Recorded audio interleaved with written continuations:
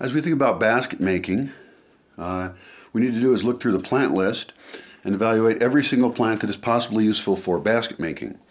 Now, right now what I've got on that list are maguey, yucca. We're planting yucca trees. I don't know if the magueys are actually useful. There's willow nearby, down by the lake, and I don't know if those folks know that they could make baskets with the willow.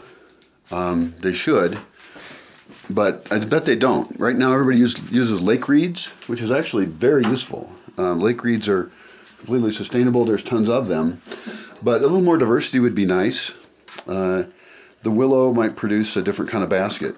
There's also plants here that for me are nearly invasive. They're very hard to kill, and they're often grow in places where you don't want a plant. The one I'm referring to is Harrachina, and I forgot the scientific name, but it's everywhere, and I wouldn't mind it if it went away. The bees like it, so it's not like it's a bad plant. It's not an evil plant. But I have too much, and if we can actually figure out how to use Harrachina for baskets, then we can turn something that's kind of annoying into an actual product. Right now, Winumo is the primary basket making material, which is pine needles, and that's neat. It takes a long time to make baskets with pine needles, although it may be that any kind of basket takes time. I don't know. I don't know much about baskets.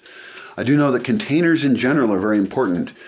When I was younger and I would hear about basket weaving, it would almost get used as a joke, like you go to some camp or something, a kids camp, and learn basket weaving, or like underwater basket weaving as a useless skill. And I understand why we would think that, because it takes time and it's like, I got a basket, so what? But actually containers are extremely important in the history of civilization. We need to put stuff in stuff. And in a natural environment, there's nothing, there's no place to just put stuff. You could bury it, I guess, but there's problems with that for certain things. And so having baskets is actually a basic of civilization. It's more important than it sounds, especially as we look at producing products that we need in a post-industrial world. So my interest in baskets has increased. There's a participant who wants to come here, and she's super into baskets, like high quality, really cool baskets.